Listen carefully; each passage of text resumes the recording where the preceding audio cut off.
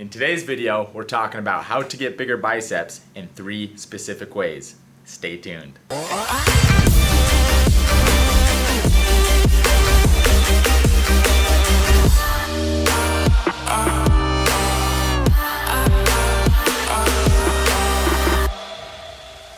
What's up guys, it's Ryan here, and today I'm going to be sharing with you 3 different and specific things which, if you follow them, are absolutely going to help you grow bigger biceps, all right? So pay attention, because these methods are really going to help you stretch those sleeves, making all the ladies want to squeeze. All right, so let's go ahead and jump into it here, guys.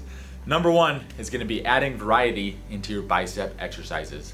All right, now what exactly do I mean by that? Well, first off, if we just look at the bicep obviously has a few different functions, right? I hope I'm close enough up here so you can kind of see what's going on. The bicep, number 1, it's obviously an elbow flexor, right? It bends and flexes the elbow joint. That's one of its primary functions. All right, it's also a supinator, or a twister of the forearm, right? So if you can see here, when I twist my forearm, you can see that bicep activating, right? And then it also helps with shoulder flexion, right? The long head of your bicep actually ties into your shoulder up here, right? And so I want to show you guys something real quick. When you're doing bicep curls, to get the most benefit out of this, guys, what you can do, instead of just curling up and stopping right here, go ahead and curl up and then actually lift your arm up just a little bit, and that's gonna allow the long head of your bicep to get that peak contraction, right? By curling up and actually lifting up just a little bit. All right. So we want to make sure that we're doing all of these when we're doing our bicep exercises. We want to make sure that we're addressing all these different functions, right? We want to make sure we're getting elbow flexion, obviously. We want to make sure we're getting supination and shoulder flexion, all right? And then on top of that, we also want to make sure that we're targeting every part of the bicep, right? So as you probably already know, there's 2 parts of the bicep. There's the short head, which sits here on the inside of your arm, and then there's the long head of your bicep, like we were just talking about, which is on the outside of your arm, right? And there's certain curling exercises and techniques that we can do to make sure that we're hitting both heads of those biceps. All right, now there's a third part. A lot of people think this is part of the bicep, but it's actually not, right? It sits on the outside of the arm here, or you can see it on the outside of the arm here. It's called the brachialis, all right? And if you look at people who are super shredded and super lean, you can see it a lot better. But you can see it and kind of feel it on the outside of the arm here. And you don't want to neglect this muscle, guys, because this brachialis, it's what makes your biceps and your arms actually look wider and more fully developed, right? So if you want to fill in those sleeves, we want to make sure that we're hitting the brachialis and obviously both parts of the biceps. All right, so I'm gonna go ahead and show you guys some exercises right now that you can do to make sure you're targeting all parts of the bicep and the brachialis. All right, let's go. All right, guys, so I got a dumbbell here, and so let's go ahead and I'm gonna show you a few exercises here. So number 1, if you wanna hit more of the short head of your bicep, all we're simply gonna do is adjust the angle of our arm that we're curling upwards in, right? So if you wanna hit more of the short head, just simply curl more at an outward angle like that, right? Just flare your arm more outwards, okay? And that's gonna target more of that short head. Now, if you wanna do the opposite and target more of the long head, we simply do the opposite. We curl more inwards, right? So we curl inwards like this, kind of doing this supinated crossbody curl like this. And that's gonna hit more of that long head. All right, and then also, anytime your elbows are behind your body, you know, when you're doing drag curls like this, or when you're laying down on an incline bench like this, and your elbows are kind of behind you like this, that's gonna also be hitting and targeting more of the long head of the bicep. All right, and these are really great, guys, because when you're laying down on an incline bench, you're getting that full stretch of the bicep, right? You're coming all the way back behind the body, you're getting that full stretch of the bicep. Super powerful, guys. You're really gonna be targeting that long head. All right, now, if you wanna target the brachialis, all we do is flip the arm over from a supinated grip to a pronated grip, right? So we could do hammer curls. Number 1, hammer curls is kind of a neutral grip in between supination and pronation, right? So kind of that neutral grip, and that's gonna hit that brachialis. But even better, we can completely flip that arm over into a pronated grip, and we can do crossbody curls, pronated, right? So like this, nice and, I don't know if you can see that, nice and slow and controlled. You wanna go slow and controlled with this movement, guys, to really feel it and to really target that brachialis, right? But just use a pronated grip and come across your body up to your chest like this, okay? And that is gonna target that brachialis. All right, guys? and then a little technique here on your supinated curls. Instead of just gripping the dumbbell in the middle here like most people do, actually let your hand come all the way up to one end like that and grip it like that so that the dumbbells kind of slope downwards. And then as you curl up, you can see how the dumbbell is sloping downwards. As you curl up, you're gonna have to exert more effort to actually supinate your arm and to get that dumbbell to come up level, right? So you come down and you start supinating. A lot of people turn the dumbbell down here and then they curl. There's no point in doing that, right? There's other people, they'll curl the dumbbell up, they'll curl the dumbbell up and then they'll twist it up here. That's not doing hardly anything, right? You wanna supinate as you're coming up, just like that, guys. All right, so that's a little tip for you. So anyways, guys, that was number one. Adding variety, add these different exercises into your bicep routine to make sure that you're hitting all parts of the bicep for maximum development. All right, now number two is gonna be to increase intensity. All right, guys, so over time, we wanna make sure that we're increasing the intensity of our bicep workouts and progressively overloading that muscle so that we can continue to grow that muscle. Right, now there's a few different things we can do here, guys. Number one is cheat curls, right? So we can grab a barbell, we can grab an easy bar and load it up with weights, right? And you're gonna be curling a little heavier than you normally would here, right? And you're just gonna power that weight up. And really, we're gonna be focusing on the eccentric of this movement, right? So we're gonna power that weight up, and then we're gonna go slow and controlled on the way down on the eccentric portion, on the negative, right? And that's gonna give us that eccentric overload, all right? And then number two, guys, we can do weighted chin-ups. These are a great exercise as well, guys. So you can start out just doing, traditional chin-ups, and then over time, you can progressively add more weight to that chin-up, right? You can get a belt and start attaching weights to it and add more and more weight as you progress. All right, and then another thing you can do, this is personally my favorite one, is doing drop sets. All right, so for example, let's say that you're doing your bicep curls here, go ahead and curl to failure, and then instead of stopping at failure, push through failure by dropping that weight and grabbing a lighter weight and then curling that weight all the way to failure, right? And trust me, this is gonna light those biceps up. It's really gonna have that metabolic effect. Super powerful, guys. And then another thing you can do is instead of dropping the weight, let's say you got 25, let's say that you're curling 25 pounders, for example, go ahead and curl to failure once again, and instead of dropping the weight, go until you can't go no more, and then go into drag curls, right? And you can do drag curls to failure, and go ahead and do those until you can't do them no more. And that's gonna get those biceps charged up. All right, guys? So super powerful. That was number two, increasing the intensity.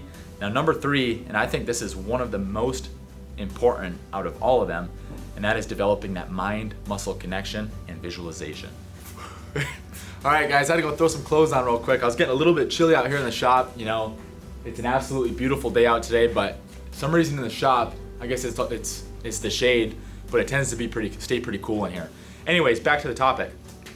So with mind-muscle connection and visualization here, here's what we want to do. So you hear people talk about this all the time, right? Mind-muscle connection. Well, so today we're focusing on the biceps, right? So when you're doing your curls, for example, instead of just chucking that weight up there, instead of just throwing that weight up there, try to slow down a little bit and try to actually really focus on that muscle that we're working and try to develop that connection, right? So when you're doing your curl, try to focus on that contraction. Try to focus on that stretch and focus on everything that happens in between, right? Let me go set this weight down real quick. All right, hope I'm back in focus here. This camera tends to lose focus easily if you step out of frame. So hopefully I'm in focus here for you guys.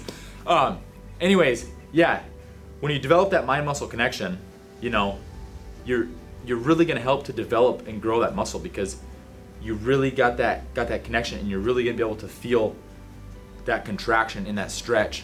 It's just really gonna help you out, right? Your high-level bodybuilders talk about this all the time, right? Mind-muscle connection, gotta get that mind-muscle connection. All right, guys, so very powerful.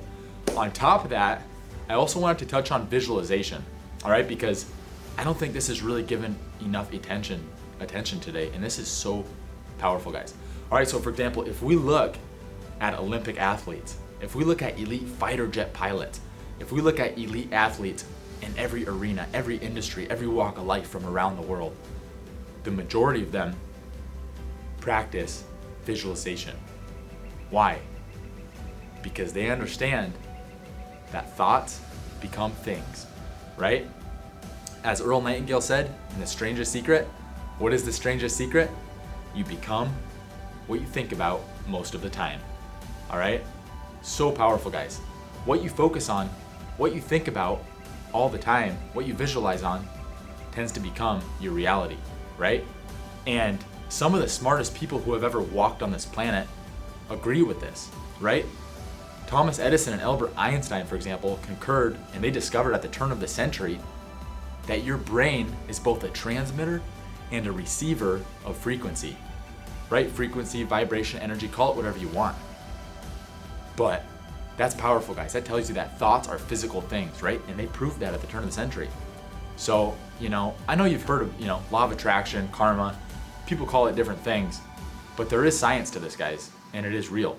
So I'm not gonna get into all the details here, but I just want you to know and understand and realize the power here, right? And be able to take advantage of these mind techniques and use this to your advantage, right? So actually focus and visualize on the body of your dreams. Focus and visualize on your ideal body weight, your ideal body composition, your ideal aesthetics. What does your dream body look like? And get that image in your head and focus on that all the time, right? See what most people do, they do the exact opposite, right? They sit there and they harp on and are always moaning and complaining about the negative, right? They're always talking about how fat they are and I'm overweight, I'm fat, I'm chubby, I can never seem to lose weight. And they keep on regurgitating that. They don't understand it, but they keep recreating that experience, and they're always gonna be fat unless they get off of that and they focus on what they do want. Focus, like I said, on the body of your dreams. Focus on what you wanna look like. Chances are you're gonna create that, all right? So, super powerful, guys, and they've done studies of this. There's been countless studies done around the world. One particular example I'll give you is they took a group of people who were shooting free throws, right? Just a basic free throw study. And they took 3 groups of people. They wanted to see how much they could increase the percentage of free throws made amongst these groups of people, right? So they took group A, they took group B, and group C. They had group A actually go out and physically practice shooting free throws all week long, right? That's all they did was practice shooting free throws. They took group B and they had group B just sit in a room and all they did was visualize. They just visualized shooting free throws and making those free throws, right? And then group C, they didn't do anything. They just sat around and did whatever, right? Well, when it came time to perform and to shoot these free throws, group C, as you can imagine, who didn't do anything, their results didn't improve, obviously. They didn't do anything, right? Group A, who was out there practicing all week, they dramatically increased the percentage of free throws made, right? They were practicing all week. But interestingly enough, group B, who was just sitting in the room visualizing, making these free throws, they increased the percentage of their free throws made almost as much as the group A who had been practicing all week long. All right, that's powerful, guys. That's very, very powerful, right? And there's countless stories and studies of this around the world. I mean, you can just go on the internet and do some research. You can go and read some books. I mean, it's out there, right? And it's powerful, guys. So I want you to take this and use these mind techniques, leverage these mind techniques and this visualization to your advantage, right?